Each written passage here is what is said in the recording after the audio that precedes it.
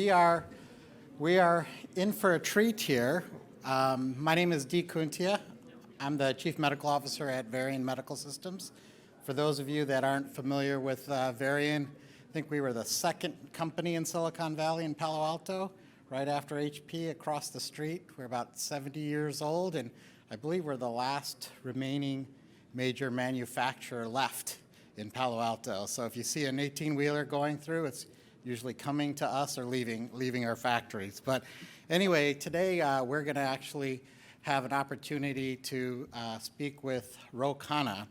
Ro has been a luminary here in Silicon Valley.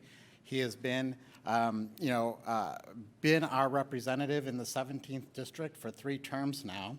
And today we're going to hear a little bit more about Dignity in the Digital Age, his recent book. But before I do that, I do want to say a couple of things about Ro. He has been, he has his roots in Philadelphia. Later, went to the University of Chicago, and then Yale after that. Has been a professor at Stanford and continues to, he continues to invest in technology in his mission. And with that, I would like to introduce Khanna to come to the stage, as well as Mukesh, who's going to be our moderator for this last session. Thank you. Thank you.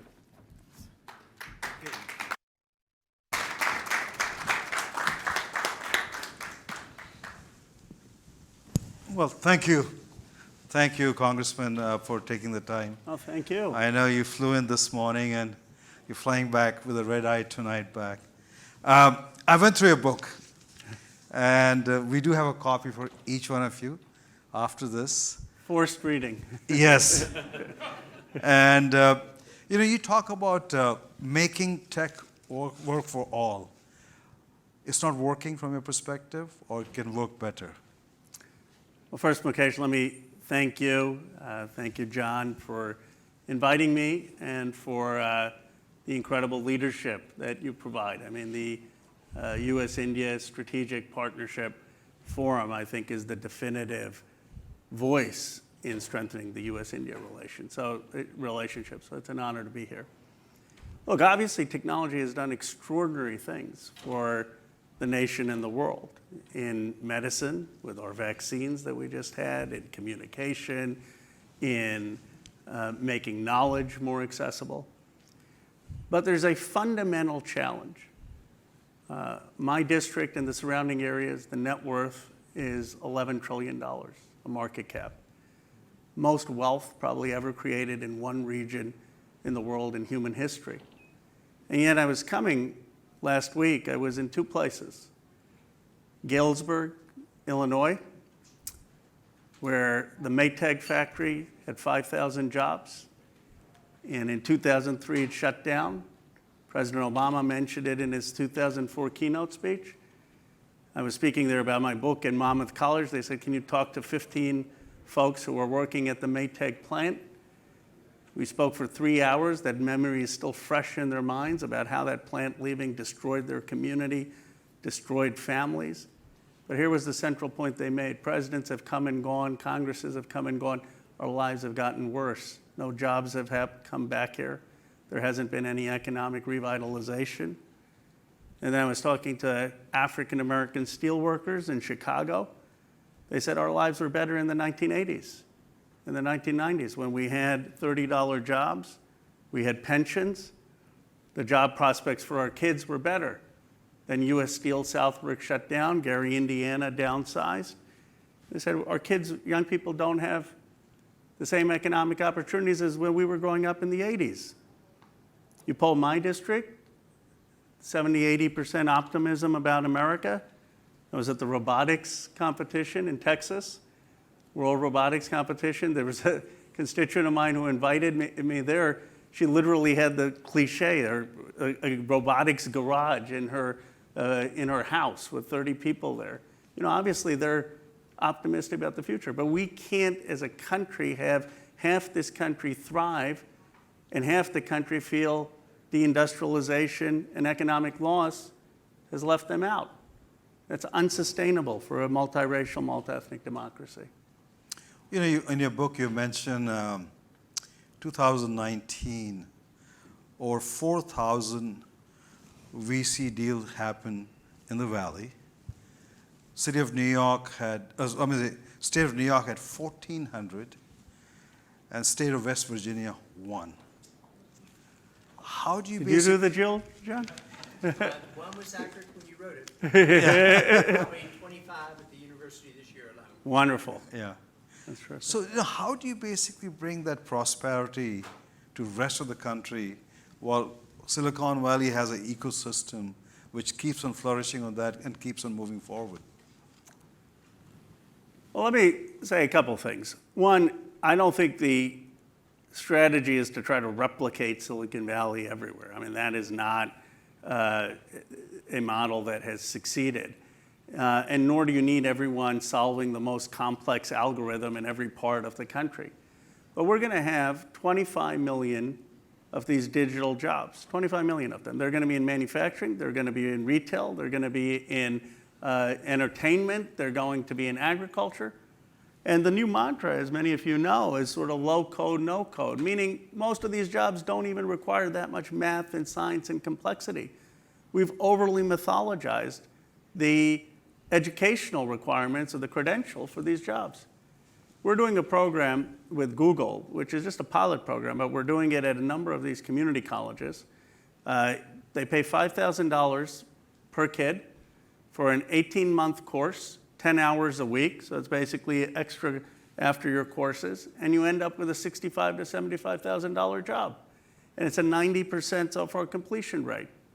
That is a scalable model. In rural communities, it's a scalable model in Black and Latino communities to create the next digital middle-class jobs. Now, after you have some of those jobs and job creation, we can also talk about what it would require for entrepreneurship and venture capital, but at least we can start with good-paying jobs in these communities.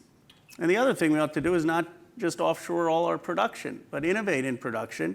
And at the intersection of technology and manufacturing for the next generation of production, we ought to be doing that in the United States, across this country, with business, government, educational leaders collaborating. You know, we talk about technology being an equalizer, and what we're seeing is concentration of wealth moving in one direction through technology substantially itself. And there have been discussions, especially from folks like Senator Bernie Sanders, talking about taxation and everything. Is that the solution, or we have to look at this thing a little differently? Well, I don't think it's an either or. I think there is a sense that there has been extraordinary wealth that has been generated, and that people who have made this wealth should pay a fair tax, just like teachers and nurses and firefighters, and that there has to be more fairness in the tax code. But what I say is, even if you have the fairness in the tax code, which I support, that's not going to create jobs in Galesburg, Illinois, or West Virginia. So the Democratic Party, I think, sometimes is focused simply on redistribution post-production, where we need to focus on the distribution of opportunity pre-production. What are we going to do to get people the opportunity to build and create wealth, in addition to making sure that there's a fairness after people have built the wealth? But I think part of the political resentment in this country, and why you have such anger, is if I were in a community that faced systematic deindustrialization, a loss of jobs, where I'm telling my kids you've got to go leave because you don't have economic opportunity, I'd be upset too. I'd be angry too. And so you have people saying, okay, blame X, Y, or Z to fill in that void. But the question the country needs to ask is, why did we allow this to happen? Why did we allow, through sheer neglect, so many parts of the country to be totally left out of modern economic prosperity? If I may switch the topic to US-India relationship, your perspective on the future. It's an incredibly important strategic relationship. Look, I think the question of the 21st century is, will America be the preeminent economic world power, or will China be that power? I believe the United States will be that power for multiple reasons. One of them is we're not locking up people like Jack Ma or forcing him to disappear. You know, I mean, I don't understand. I mean, why you would want to start a company in China is beyond me, given, and it's not like millions of people are lining up to go to China. But look, it's a serious thing when you have 1.2 billion people there. And part of the alliance has to be an alliance of nations committed to democracies, committed to markets, committed to liberal values. And India is a natural ally and an incredibly important ally.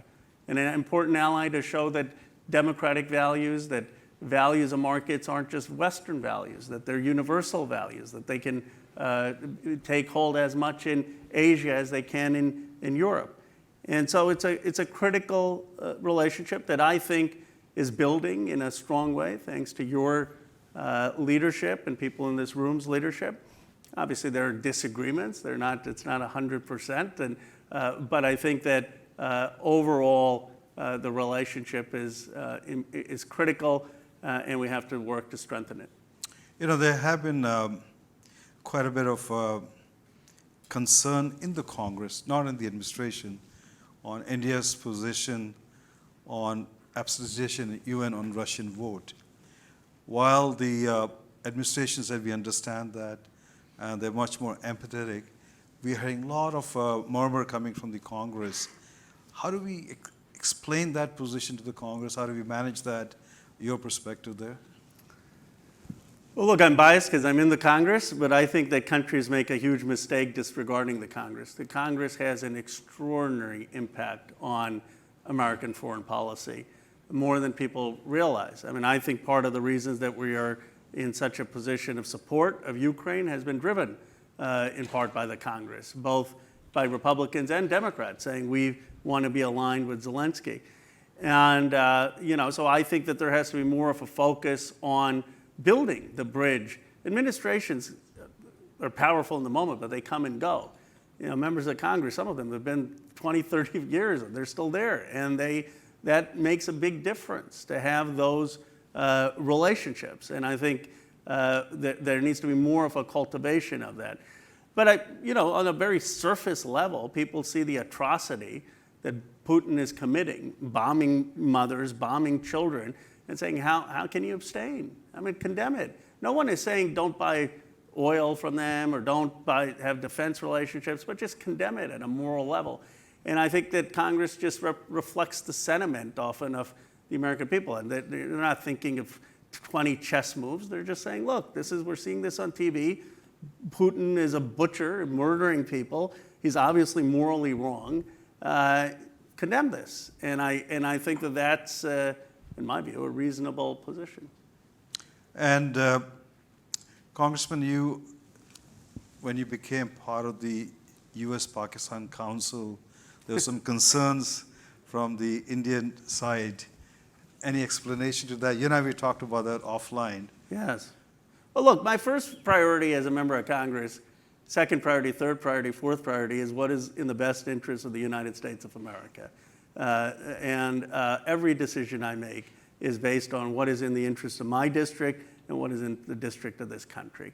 And so from the perspective of the United States of America, obviously we need a very strong strategic relationship with India, but at the time with Afghanistan, we had to have appropriate relationships in South Asia. And ultimately, I said to the Indian government, I said, why are you playing vis-a-vis Pakistan? You're a world power. Resolving this and lessening the tension is ultimately going to be in India's own interests. But you know, these caucuses are not, you know, I'm the vice chair of the US-India caucus.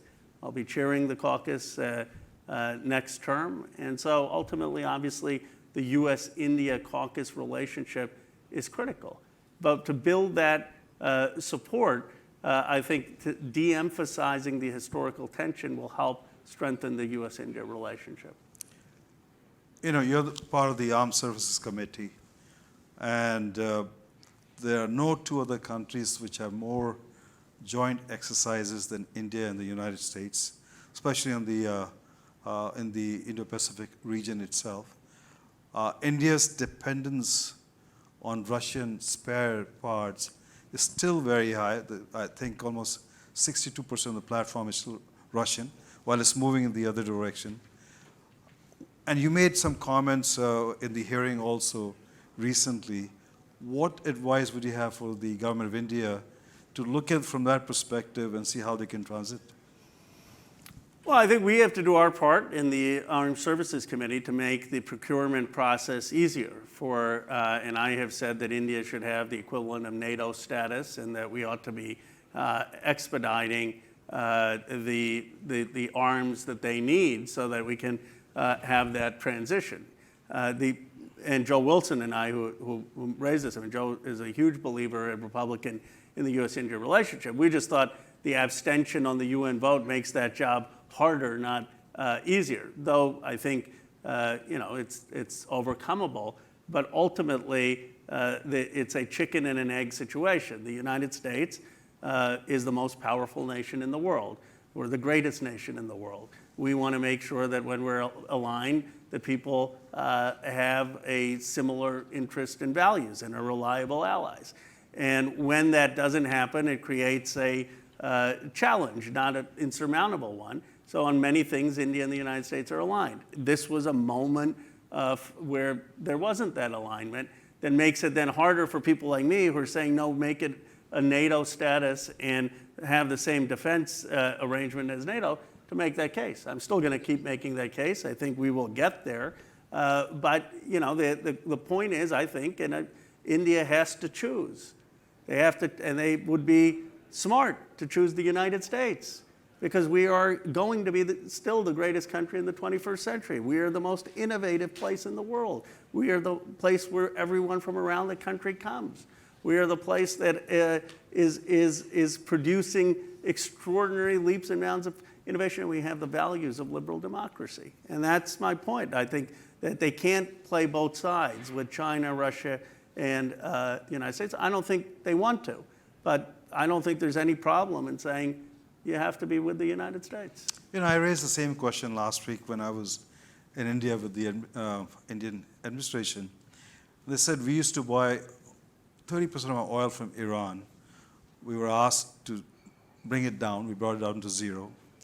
We used to buy it from Venezuela, and we were asked to bring it down to zero. We brought it down to zero. Now we're being asked not to touch Russian, but go back to Iran and Venezuela to buy.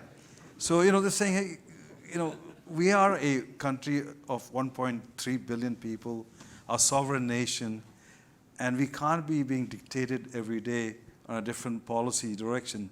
What's the message you want to give to the Indian government?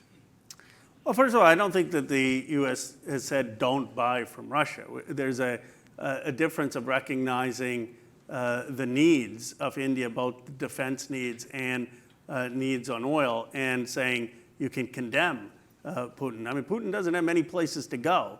If India had voted for the UN resolution, I don't think Putin would have the luxury of saying we're not going to do business with India anymore. I think he is in a place where he has been isolated and needs those relationships more desperately than India does. I mean, look, let's just be clear. I mean, Russia is a failed state. It's a 1.6 trillion GDP. It's like California's GDP. I mean, this is not less probably. This is not some thriving great world power. And so I think India has a lot more leverage than they may think. On consistency, I mean, I'm for a moonshot on renewable energy, and I'm for not being dependent on Saudi, Venezuela, Iran, or Russia, or any of these petrostates. But I understand that it's not a perfect world. It's a messy place, and that's why I don't think it would be fair to say to India, stop buying all oil from Russia. Okay. We have the midterms coming in, and odds are, at least what we read in the newspaper, that Democrats will lose the House and more probably Senate. Your perspective? That's a long way still, 6 months. And of course, the odds were I was never going to be in Congress. So anyone who's been in elective office is always optimistic and bullish about elections. But I think the president, it's going to come down to economics. We need to have bold policies to tackle inflation. The president's giving a key speech tomorrow, and where he's going to outline certain policies. I mean, I think we have to, one thing I've floated is the government should be buying low on oil, food prices, and then selling it back into the market to try to lower prices. But they're going to have to do things that are dramatic to tackle inflation. And then we need to have a message of reindustrialization and production. My message, I think the Democratic message should be simple. Why were millions of your jobs shipped to China? Why were millions of your jobs shipped to Mexico? Why did we deindustrialize this country? There were mistakes made, but the answer isn't Donald Trump. The answer isn't just corporate tax cuts and demagoguing immigration. The answer is a policy, an economic revival policy where we're going to have business, government working together to reindustrialize America and to create jobs in every part of this country. And we have to deliver. And if we have an economic focus on economic revitalization, I think we can compete everywhere. And one thing I'll tell you that's a mistake is for the Democrats to start writing off places like West Virginia or rural America. I mean, I've showed up there. It's not because I think that suddenly Democrats are going to win. It's because I care about us being one country and learning and understanding why people feel that the party isn't connecting. I think the party needs to show up everywhere and understand the problems that they have. And the math doesn't work, by the way, to get killed in rural America and win as a party. Look at Virginia. It just doesn't work. I don't care how we slice the votes. If you keep losing as badly as we're losing in rural America, we won't be able to be a governing majority party. So we have to figure that out. Progressive left has become a large group, almost 100 plus congressmen and women.